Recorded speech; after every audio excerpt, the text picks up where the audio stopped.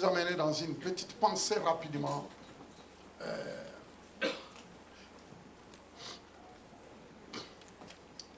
En fait, c'est ta foi. La Bible dit, mon juste vivra par la foi. Mes frères et sœurs, quand je pense à tout ce que beaucoup de personnes sont en train de vivre, quand vous entendez des témoignages des uns et des autres, mais alors que tout le monde mange à la même bergerie, tout le monde écoute la même parole, mais vous pouvez voir la différence qu'il y a dans l'écoute. On peut écouter, on peut entendre, mais ne pas vraiment écouter. Parce que l'écoute vient du cœur.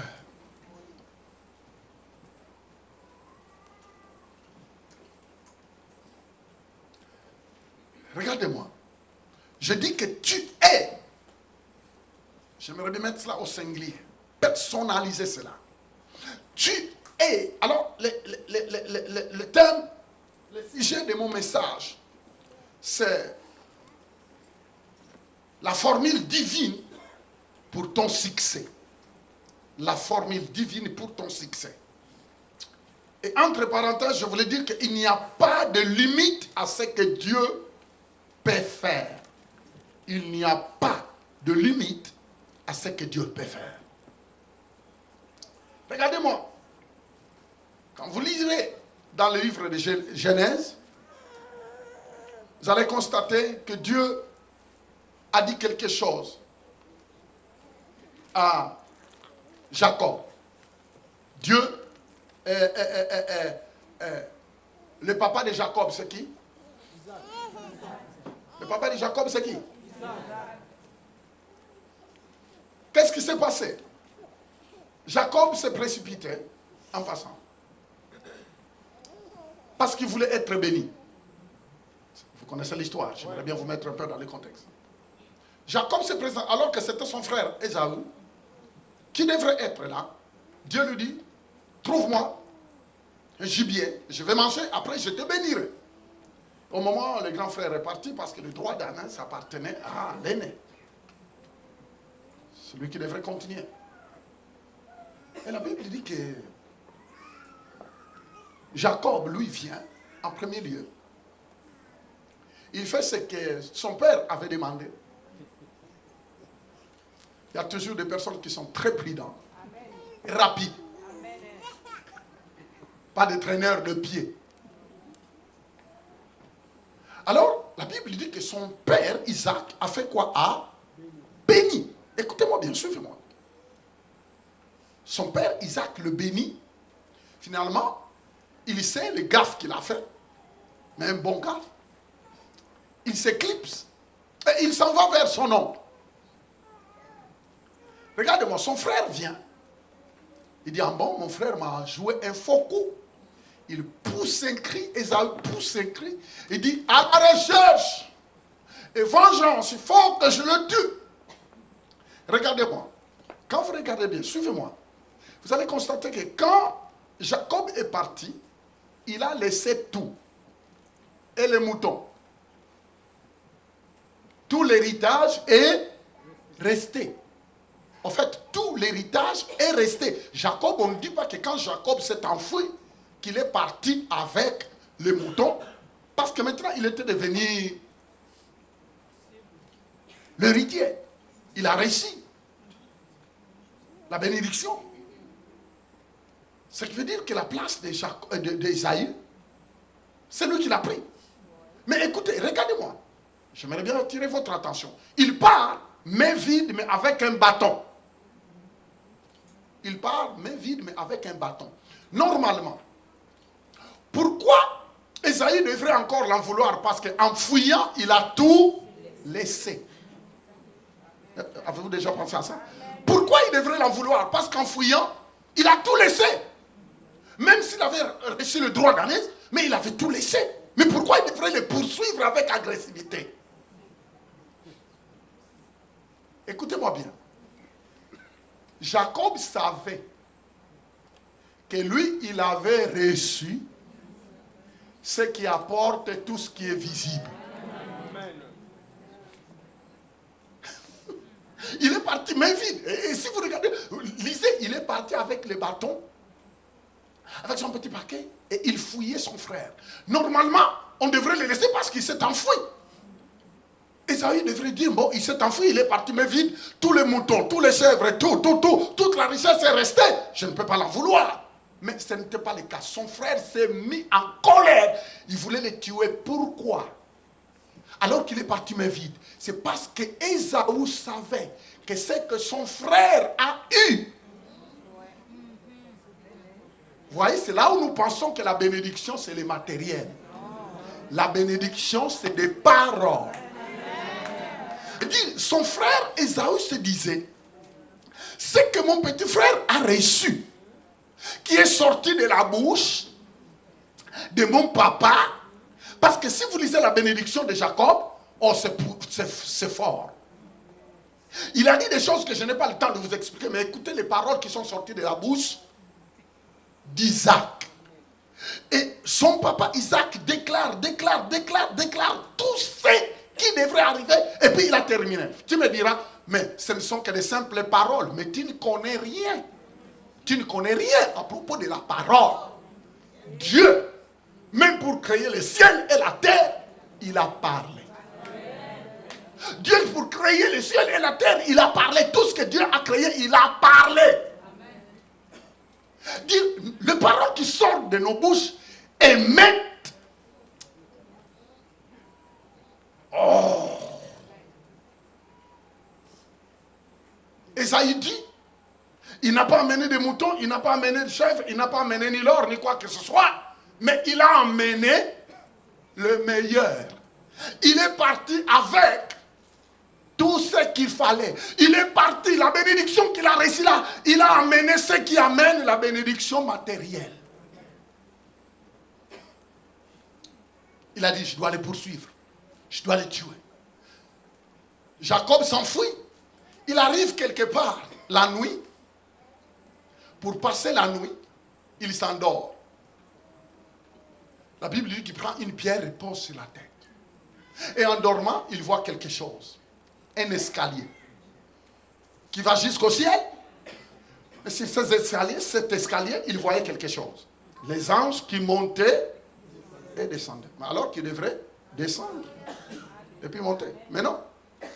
Les anges de la terre qui montaient et qui descendaient. Et souvent nous disons, les anges, où sont-ils? Ils doivent descendre. Non. Les anges sont là. Ils montaient et ils descendaient. À sa grande surprise, je dis, hey, je ne sais pas quel est le lieu où je suis. C'est la porte du ciel. Parce que la Bible dit qu'au bout de l'escalier, il a vu Dieu. Et Dieu lui avait fait des promesses encore. Si vous regardez bien les promesses que Dieu lui a faites à cet endroit-là, où il a vu l'escalier, c'était exactement des paroles que son père avait déclarées pour sa bénédiction. Et Dieu les confirme. Oh, loué soit le nom du Seigneur. Dieu est en train de confirmer ce que le papa de Jacob lui avait dit en le bénissant. Oui, Dieu ne faisait que confirmer ce que Isaac avait dit à son fils Jacob à propos de la bénédiction. Alors Dieu le confirme. Dieu le confirme exactement comme Isaac l'avait dit.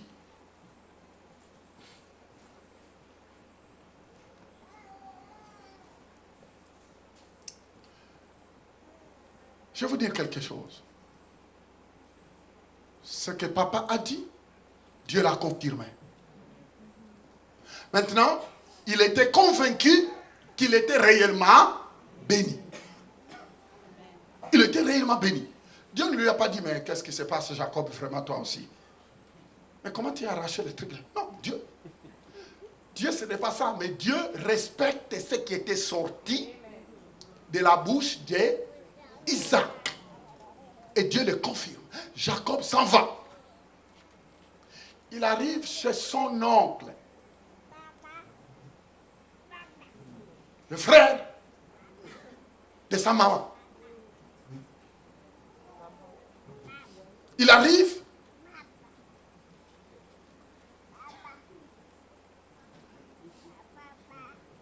Il pose la question, est-ce que vous connaissez M. Laban?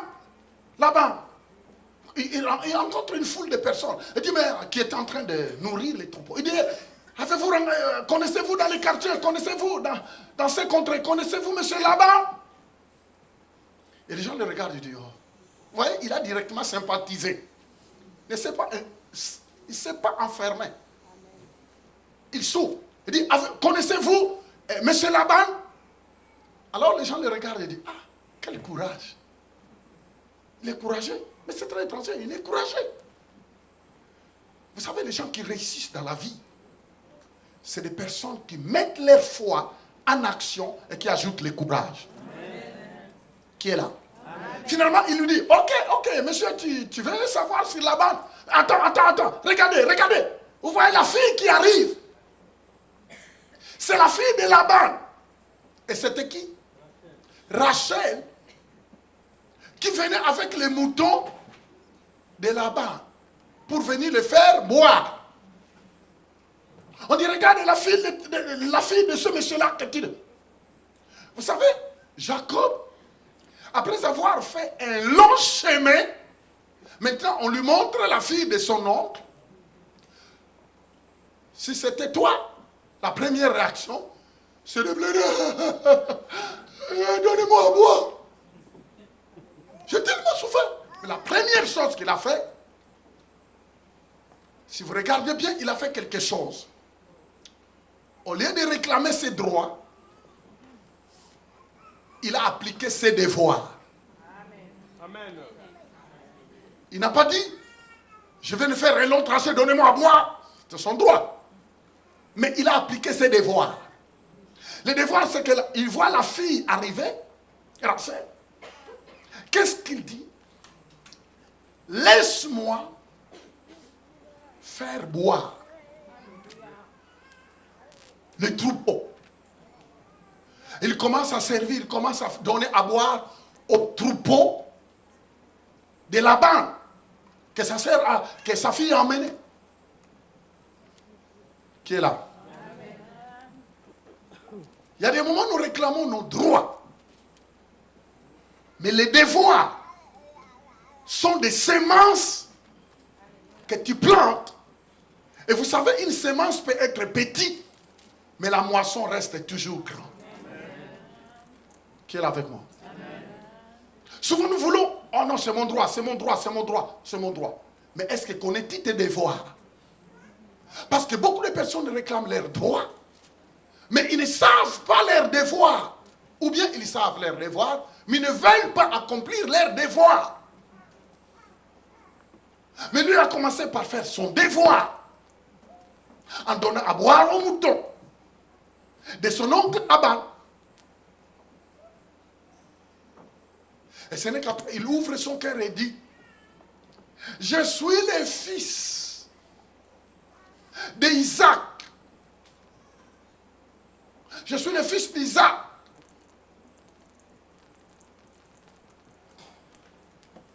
Elle dit, est-ce que tu as entendu? Finalement, Jacob commence à lui expliquer l'histoire. Tu sais que ton père avait une sœur. Elle s'appelait comment? Rebecca. Ah, il y a d'autres, ils sont perdus complètement. Rebecca qui s'est mariée à... Alors l'histoire continue. Je vais vous dire quelque chose. Je voulais insister sur des paroles qui étaient sorties dans la bouche de qui? D'Isaac. Ces paroles de bénédiction qui est sortie dans la bouche d'Isaac et que Jacob est parti avec, qui a suscité la colère de son frère.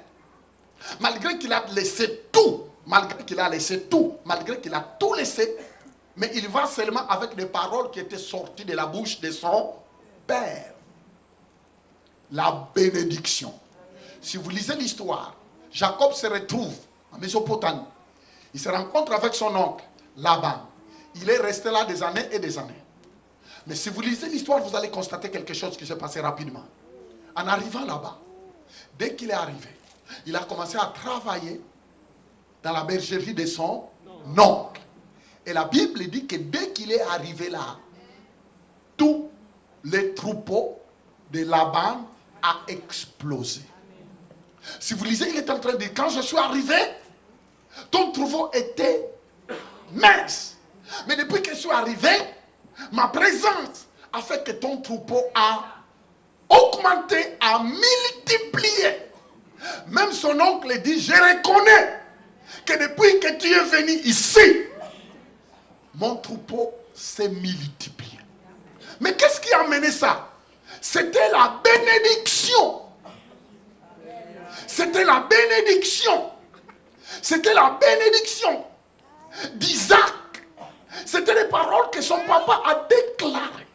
C'était les paroles prophétiques qu'il a déclarées sur Jacob. À tel point que Dieu a confirmé. À tel point partout où il allait, il traînait quelque chose qui amenait la prospérité dans chaque domaine. La bénédiction. Dites la bénédiction. Mais c'était la bénédiction qui était le fruit seulement des paroles. Regardez-moi quand on dit la bénédiction. Mais Isaac ne lui a pas donné un morceau de papier, ou bien un fil, ou bien une pochette, ou bien tout ce qu'il a dit, il a parlé. Il a parlé, il a parlé, et il a reçu la bénédiction. Il est parti avec, et partout où il arrivait, cette bénédiction ne faisait que se manifester.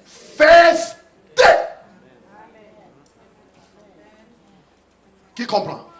Je disais qui comprend? Il n'est pas parti avec l'argent, il n'est pas parti avec de l'or, il n'est pas parti.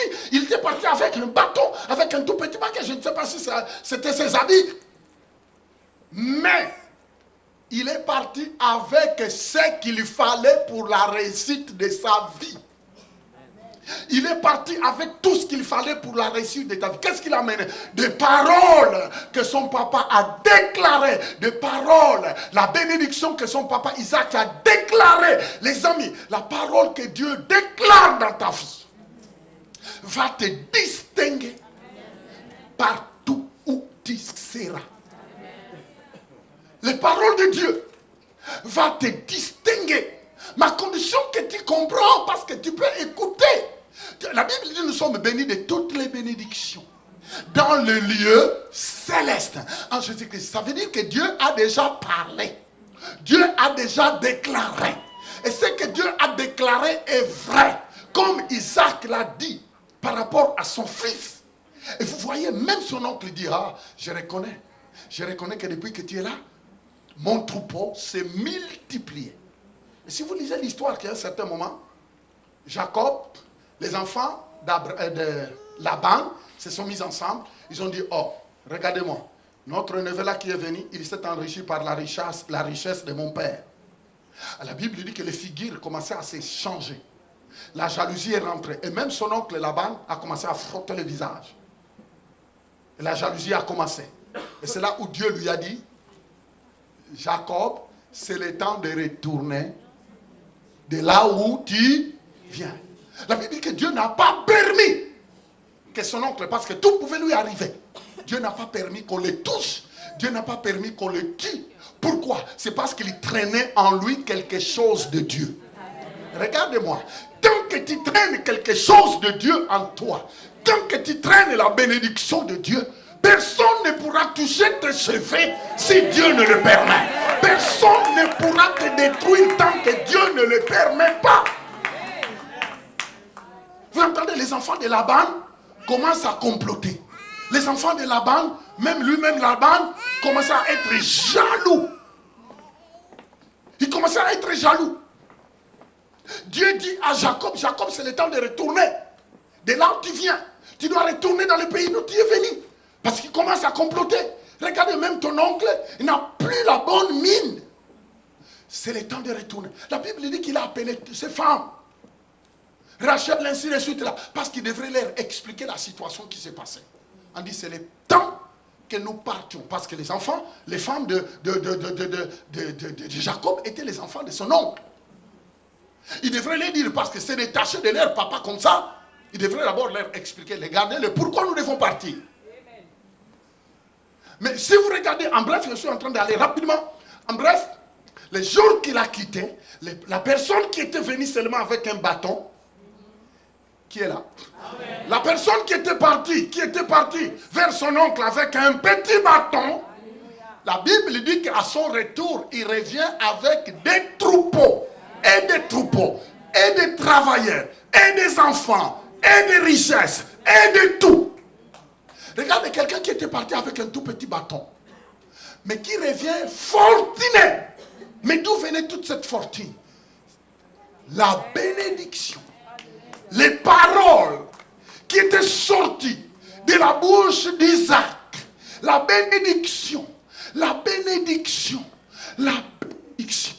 Et si vous lisez cela, vous allez voir. Allez vérifier cela dans Genèse. Vous allez entendre des paroles qu'Isaac a dit à propos de Jacob. Il a dit, regarde ce que tu sais. Regarde. Et quand il a terminé, il a clôturé. Loué soit le nom du Seigneur. Je disais, loué soit le nom du Seigneur. En fait, il portait quelque chose de Dieu en lui. Il portait quelque chose de pesant. C'est pourquoi, quand vous regardez même Joseph, dites Joseph. Joseph est vendu par ses frères. Joseph qui est vendu par ses frères, il se retrouve dans la maison de Potiphar. La Bible dit que depuis qu'il est arrivé dans la maison de Potiphar, Potiphar, il constate que depuis que ce Hébreu est arrivé, toute sa maison était bénie. Potiphar avait beaucoup d'esclaves. Mais il se pose la question, il dit, il y a un autre type d'esclave qui vient d'arriver ici. Il y a d'autres types d'esclaves qui viennent d'arriver ici. C'est un Hébreu. Mais depuis qu'il a mis ses pieds dans ma maison, on voit que tout ce qu'il touche est béni. Tout ce qu'il touche est béni. C'est ça. C'est ça qui était formidable. À tel point que Potiphar, il s'est dit, je crois que désormais, toi, Joseph, je te donne le contrôle de tout. Maintenant, c'est toi qui seras le numéro 1 ici. Sauf ne touchez pas à ma femme, mais tu vas régner à tout. Les amis, un esclave qui arrive dans la maison d'un grand dignitaire égyptien, mais parce qu'il a mené quelque chose. Qui est là? C'est parce qu'en lui, il y avait quelque chose. Et c'était quoi? La bénédiction. Je vais vous dire quelque chose. Quand tu comprends que tu es béni, et je dis que les bénédictions, ce sont des paroles.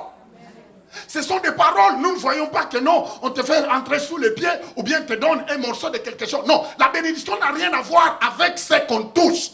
La bénédiction n'a rien à voir avec le matériel qu'on voit. On n'a pas besoin de te donner une chaînette. Oh non, ça c'est votre porte-bonheur, tu dois le porter. Oh non, ce morceau de pierre, tu le mets sous ta veste. Partout tu seras, tu les touches un peu. Et tu grinces un peu les dents. Vous savez, ce morceau de bois ici, partout tu seras, tu peux mettre la main et tu les bouges un peu. Et ça va t'apporter le bonheur. Non, ce morceau de tissu, partout tu seras, tu le regardes un peu, tu fixes. Non, la bénédiction de Dieu n'a rien à voir avec les choses visibles. Mais ce sont des paroles qui sortent de la bouche de Dieu. Mais c'est la parole qui vient de la bouche de Dieu, très puissant, très efficace, qui fait de toi quelqu'un qui va distinguer partout tu seras. C'est la présence. Potiphar. Et vous savez que souvent, on vient dans l'église, mais on ne connaît pas qui on est.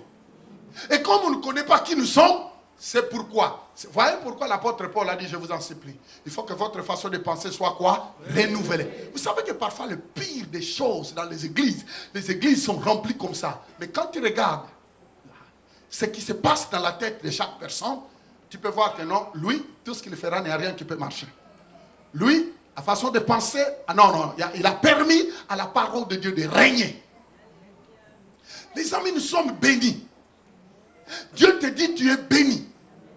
La liste est longue des personnes qui étaient conscientes de la bénédiction de Dieu dans leur vie. Si vous allez plus loin, allez encore plus loin, vous allez voir. Les descendants de Jacob, les 12 tribus de Juda, les 12 tribus d'Israël, qui ont formé l'Israël, qui ont fermé le peuple juif. Dieu dit encore, par rapport à l'alliance qu'il a fait avec Abraham, il a dit, ta descendance seront toujours à la tête et non la queue. Ta descendance emprunteront, mais ils ne prêteront. Il dit, ta descendance prêteront, mais ils n'emprunteront jamais. Vous voyez que tout ce que Dieu a dit, en fait, Dieu n'a pas fait descendre des tonnes et des tonnes de l'or au ciel, mais seulement des paroles qu'il a dit. Quand Dieu a déclaré ça, il n'a pas fait descendre des puits et des puits. Il n'a pas fait descendre des tonnes et des tonnes de diamants, des tonnes et des tonnes de cobalt, des tonnes, rien. Il a dit. Il a dit. En fait, la bénédiction, c'est ce que Dieu dit. Amen. Quand tu saisis cela, quand tu vas avec, quand tu commences à dire ce que Dieu dit, les choses vont changer. Amen. Les choses vont changer. Malheureusement, vous savez ce qui nous fait de faux, c'est qu'on est là. On écoute la parole de Dieu. Mais en sortant, si seulement on te croise quelque part, on te pose la question. Si on entend seulement ce qui sort de ta bouche, on dira, cette personne, le pasteur Fofi est en train de faire un travail vain. Il y a des personnes, donnez-lui seulement 2 minutes dehors. Écoutez ce qui sort de sa bouche. Jacob, Joseph, partout où ils étaient, ils ont fait la différence. Pourquoi? C'est parce qu'ils ont mené avec eux la bénédiction. Les amis, la bénédiction, ce n'est pas la maison. La bénédiction, ce n'est pas la voiture. La bénédiction, ce n'est pas, ah non, tu vois, c'est la bénédiction. Non, ce sont des conséquences de la bénédiction. Même ta maison, même la voiture, ce n'est pas ça la bénédiction. Ce n'est que des résultats. Mais la vraie bénédiction, c'est ce que Dieu dit qui est la bénédiction. Ah, tu vois mon mari, c'est la bénédiction. Non, ce n'est pas ça. La bénédiction est spirituelle. Ce sont des paroles que Dieu déclare, que Dieu... Et c'est pourquoi, mon frère et soeur, mes frères et sœurs, vous pouvez tout dire, tout ce que vous voulez. Mais si tu ne comprends pas ça, tu vas voir des personnes qui viendront après vous, vont progresser et ils vont loin. Et toi, tu es là. Tu attends. Quand est-ce que Dieu descendra dans le ciel pour venir me bénir? Mais Dieu te dit, tu portes en toi la bénédiction, mais tu n'es pas conscient. Qui est là? Amen. Je disais qui est là? Amen. Josué chapitre 1er verset 8, il dit que ce livre de la loi ne s'éloigne point de ta bouche. Il dit, médite-la jour et nuit, et tu réussiras dans tout ce que tu entreprends. C'est ça qu'il dit. Il dit que ce livre de la loi ne s'éloigne point de ta bouche. Médite-le jour et nuit pour agir fidèlement selon tout ce qui est écrit. Car c'est alors que tu auras quoi? Du succès dans tes entreprises. Et c'est alors que tu réussis. Il dit le secret, vous entendez? Il nous donne un secret. Il n'a pas dit, bon, on verra si la parole de Dieu marchera au cas où les sorciers de ta famille vont un peu en vacances. Non, il n'a pas dit ça. Il a dit seulement que ce livre de la loi ne s'écarte pas loin de ta bouche. Vous entendez quoi? Quoi? Loin de ta? Loin de quoi? Loin de quoi? Que ce livre de la loi ne s'éloigne pas. Loin de quoi? Il dit, Josué, le secret pour toi, pour que tu réussisses, c'est que mes paroles, le livre de la loi, les promesses de Dieu, ne s'éloignent pas de ta bouche. Ne s'éloigne pas de ta bouche. Ça veut dire, collez-les dans ta bouche. Dis-le. Et il termine en disant, c'est alors que tu auras quoi? Du succès. C'est alors que tu réussiras dans tes entreprises. Je vais vous dire quelque chose, frère.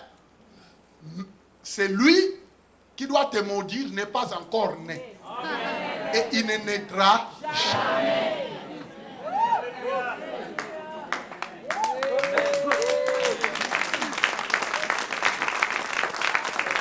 celui qui doit te maudire n'est pas encore né et il ne naîtra jamais. Pourquoi? Tout simplement parce que Dieu a déclaré la bénédiction dans ta vie. Vous connaissez l'histoire de ces peuples de Dieu qui ont quitté l'Égypte après avoir traversé la mer Rouge? Et il y avait un pays qui a constaté et il avait peur. Il avait peur. Il dit, armement parlé, je ne pourrai pas faire face à cette foule qui vient de l'Égypte. Alors, comme armement parlant, je ne peux pas faire face, mais il faut que je fasse quelque chose pour les arrêter. Il va chercher un prophète afin qu'il puisse maudire les Hébreux. Le prophète Balaam, il vient et dit, ok, maudis-moi ce peuple. Le roi dit, Balaam, prophète, maudis-moi ce peuple parce qu'ils sont trop forts. J'ai regardé, j'ai pesé les pour et contre et l'armée que je ne pourra pas faire face.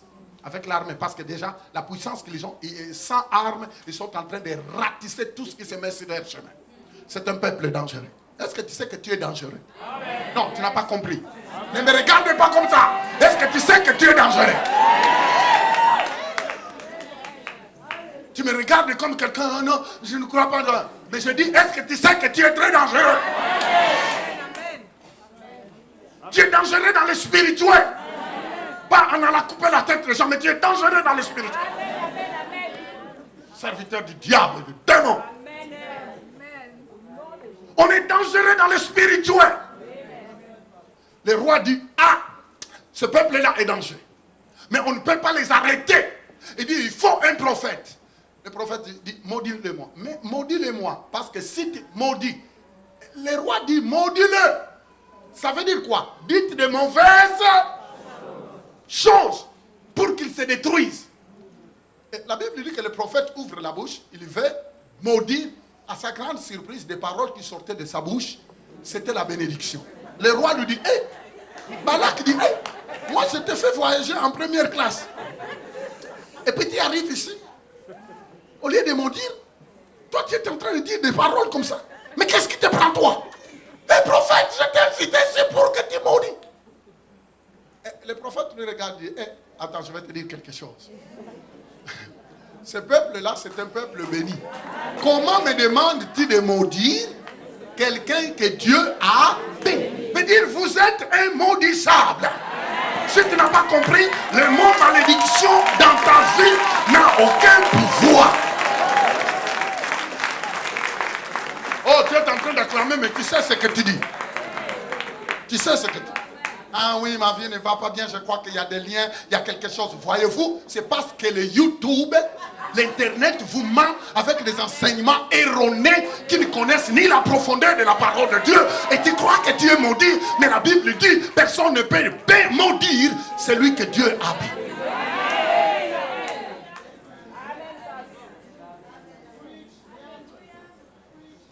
Qui est là?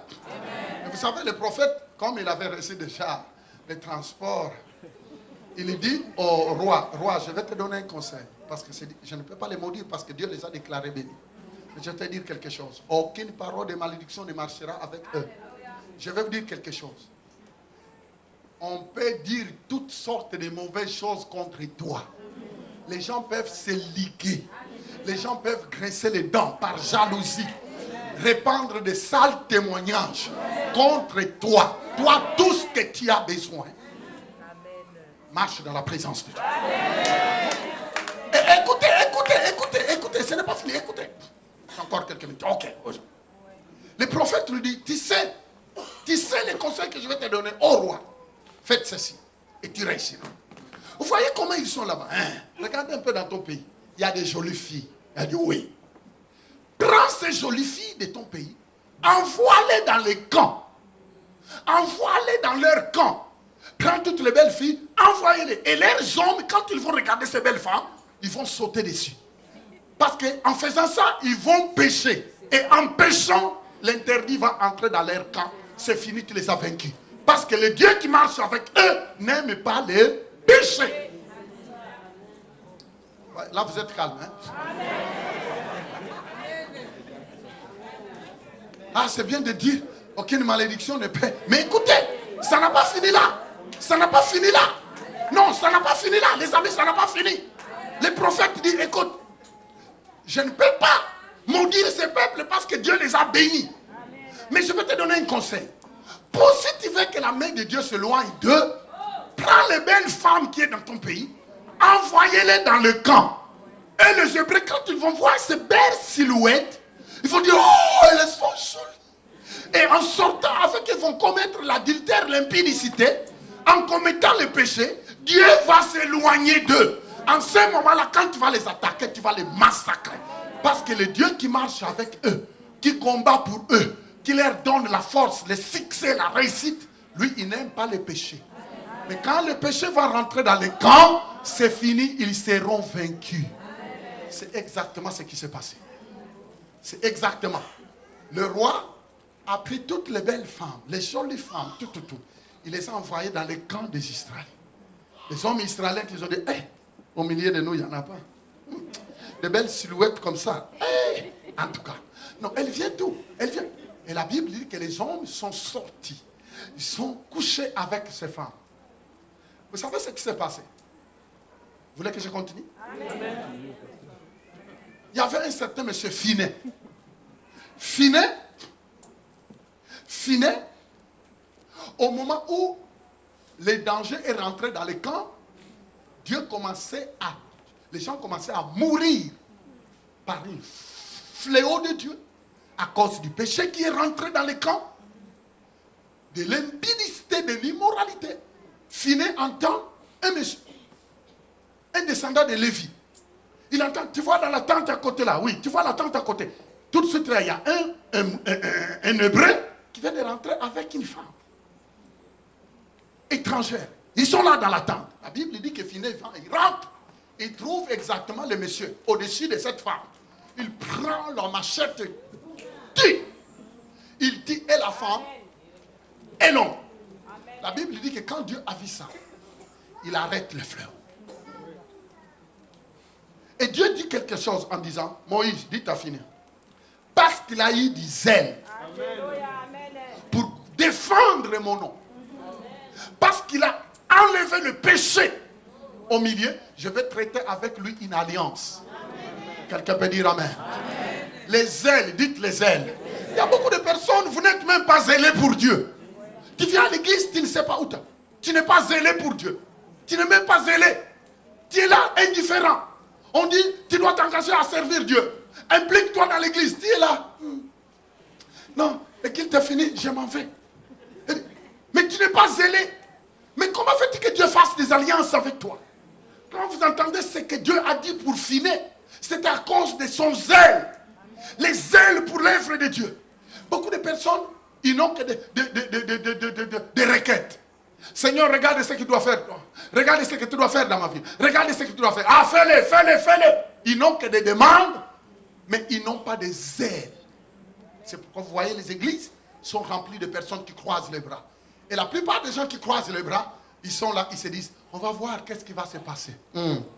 On attend, on verra ce qui va se passer. Alors c'est des hommes et des femmes qui sont dans les églises, mais ils ne s'impliquent à rien. Ils ne s'impliquent de rien.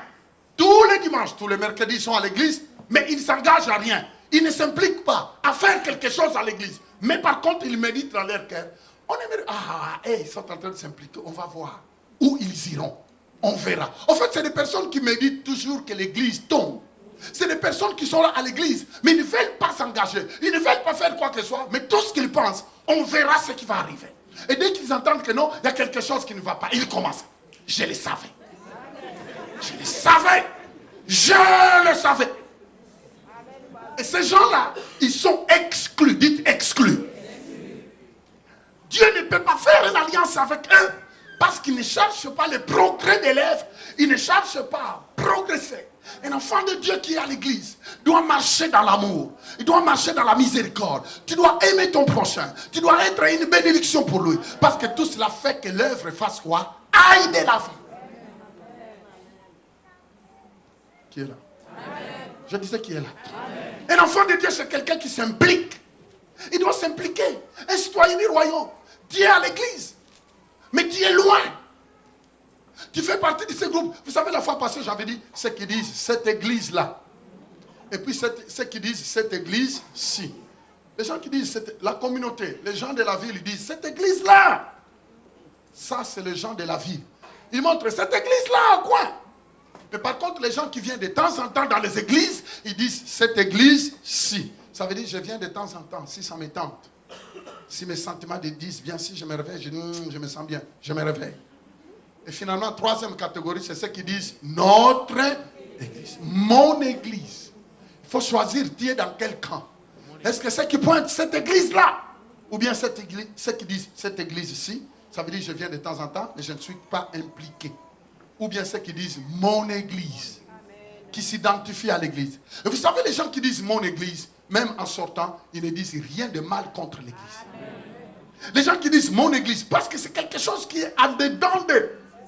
Ils ont avalé la vision. Ils aiment cette église. C'est leur lieu de bénédiction. Il peut sortir. Tu peux l'amener. Tu peux l'amener à pécher comme ces filles du roi. Ces femmes qui ont entré dans les camps. Ne vous en faites pas. Il y aura toujours des personnes qui entreront dans les camps pour faire pécher. Et les églises, parfois, vous voyez tout le monde venir à l'église. Mais ce n'est pas tout le monde qui est à l'église qui veut que l'œuvre avance. Ce n'est pas tout le monde qui sont à l'église qui veut que l'église avance. Ils sont là, ils grincent les dents. Quand ils sortent, ils prennent le téléphone. Ils commencent à dire, on savait. Nous, on sait. Ah, mais en tout cas. Mais alors, ils sont mal à l'aise. Il y avait beaucoup de monde. Mais pourquoi ce monde-là? Est-ce que ces gens-là, pourquoi ils ne vont pas ailleurs? Mais toi-même, pourquoi tu viens? Ah, ne venez pas. N'allez pas dans cette église. N'allez pas dans cette église. Mais lui-même, tous les dimanches, il est là. Mais il dit les autres, n'allez pas. Cette église est mauvaise. Et si cette église est mauvaise, pourquoi toi tu vas? Pourquoi tu cherches les dangers? Ne sois pas ces femmes-là qu'on a envoyées dans les camps. Ne sois pas non plus les ramassis. Les ramassis, c'est ce peuple-là qui a quitté avec les Israéliens. Ce peuple-là qui n'était pas israélien. Mais qui sont sortis avec le peuple quand ils ont quitté l'Égypte. La Bible dit que c'était eux qui ont poussé le peuple de pécher. Mon ami, il faut faire attention. Parce que le lieu que Dieu répand sa bénédiction et que toi en sortant, ta bouche te fait pécher. Mais non, Dieu va t'exclure. Si tu ne te répands pas, Dieu peut t'exclure. Parce que tu ne peux pas dire c'est mon lieu de bénédiction, mais en sortant, tu détruis le lieu de bénédiction par des mauvaises paroles, par des calomnies, par des critiques. Tu ne veux pas t'impliquer. Oh non, moi je n'aime pas. Tu sais, de temps en temps, je viens seulement de temps en temps. Vous savez, j'ai pris la décision, cette année, j'ai pris la décision. Quand quelqu'un n'est pas quelqu'un qui s'implique à l'église, que je ne connais pas, qui n'est pas impliqué, qui ne participe pas, qui ne s'identifie pas, cette personne, je n'ai ni part ni héritage avec lui. C'est des grosses erreurs que nous commettons, vouloir servir Dieu hors de sa volonté. Il y a d'autres personnes, quand les autres donnent leur dîme, quand les autres travaillent pour que l'œuvre marche, et ils ne sont pas là. Maintenant, à certains moments, oh non, ils veulent qu'on leur marie, oh non, allez bénir moi, mais ça ne marche pas. Oh, quand ils réclament des prières, ils réclament des choses. Ça ne peut pas marcher. Les gens doivent être bénis là où ils vont. Quelqu'un peut dire amen. Les amis, il faut que c'est le temps que l'église s'élève. Regardez-moi, les projets. Nous sommes bientôt, on va nous donner les chiffres, les montants. Mais vous savez, c'est parce que vous êtes là, non pas spirituellement, mais physiquement. Vous savez, les gens peuvent dire, oh, on sera là en esprit. On n'a pas besoin de toi en esprit. On a besoin de toi présentement, physiquement. Parce qu'on ne demandera pas les dîmes aux esprits. Ce n'est pas les esprits qui payent l'électricité. Ce n'est pas les esprits qui payent la facture d'Hydro-Québec. Les esprits ne payent pas. C'est le corps et l'esprit. Voyez pourquoi j'avais dit la fois passée. Quand quelqu'un, 3 mois, il n'est pas à l'église, il n'a pas justifié son absence, il n'est pas membre. Il n'est pas membre. Il n'est pas membre. 3 mois, il ne vient. 3 mois, il n'est pas là. On ne le voit pas. Il est membre par rapport à quoi? Parce qu'un jour, il peut arriver, il trouve la porte fermée, on nous a mis dehors à cause de la facture à payer. Lui, ça ne lui dit rien parce que c'est quelqu'un qui dit, cette église-ci. Il vient de temps en temps. S'il n'a pas ça à cœur, il n'a pas ça. Il n'a pas les soucis, il n'a pas la pension. Il n'a pas, veut dire l'église ne lui dit rien. Il est membre comment? Alléluia. Qui est là? Amen. Je disais qui est là? Amen. Les amis, c'est très puissant, c'est très puissant. Loué soit le nom du Seigneur. On pourrait bien continuer, mais je vais m'arrêter ici. Le mercredi, je vais continuer. Les amis, le temps que nous vivons, c'est le temps où nous devons connaître comment les bénédictions de Dieu fonctionnent. Chaque enfant de Dieu doit s'impliquer. Chaque enfant de Dieu, vous savez, même quand tu détruis en secret, Dieu te voit. Le pasteur peut ne pas te voir. Mais tu sais, même de loin, les paroles que tu as dites, est-ce que ça a amené une bonne réputation à l'église, dans ton église, ou ça a enlevé? Et non seulement ça, l'entourage auquel tu as dit des mensonges, tu ne sais pas. Ces gens-là parfois devraient être sauvés au travers du ministère Christ en action. Mais par rapport à ce que tu as dit, ces gens-là ne veulent plus rien. Ils se retirent. Ils disent, on voulait aller dans cette église-là, mais on n'ira pas. Par rapport à ce que tu as dit, et qui sont des mensonges. Et même si c'est vrai, en tant qu'enfant de la maison, la Bible dit, les linges sales se lavent en famille. Dans ta maison, il y a des problèmes. Mais tu les arranges. Tu ne veux même pas que ça sorte dehors. Mais pourquoi l'église, corps de Christ, tu utilises ta bouche? C'est pourquoi vous voyez, beaucoup de personnes souffrent même, financièrement. Ils ne peuvent pas être bénis parce que Dieu ne peut pas continuer à faire des dépenses dans la vie de quelqu'un auquel il ne peut pas compter. Amen. Qui est là? Amen. Je disais qui est là. Amen. Je disais qui est là. Amen. Le prophète dit, hey, si tu veux que ce peuple-là devienne sans force, envoie des belles femmes, afin qu'ils pêchent avec leurs hommes. Et quand ils vont pécher, comme le Dieu qui dirige leurs pas, le Dieu qui est au milieu d'eux, il est un Dieu saint, ce qu'il fera à cause du péché va se reculer. Comme il va se retirer, ils deviendront sans force, sans protection. Et quand tu vas les attaquer, tu vas les vaincre. Voici les conseils que le prophète a donnés au roi Balak. Et c'est ça qui s'est passé. Il a fallu que quelque chose se passe pour que Dieu retire sa main. Pour que Dieu amène la restauration. Les amis, je disais les amis, regardez de mauvais conseils qui étaient sortis de la bouche, mais a amené la destruction. La Bible dit la vie et la mort est au pouvoir des talents. Je continuerai mon message le mercredi. Que le nom du Seigneur soit béni. Fermons nos yeux.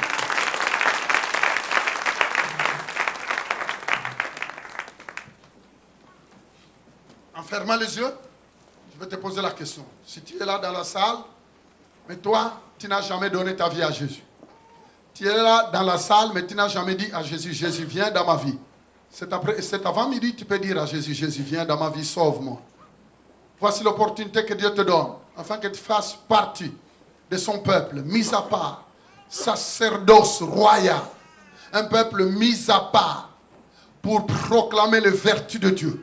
Un peuple que Dieu a choisi, qu'il a mis à part, qui doit marcher avec sa puissance, cette race élue, auquel il a dit, voici les miracles qui accompagneront tous ceux qui croiront à mon nom, ils chasseront les démons, ils prieront pour les malades seront guéris, ils chasseront des mauvais esprits, ainsi de suite là. Cette race-là, si tu veux faire partie de cette famille royale, c'est la famille de Dieu.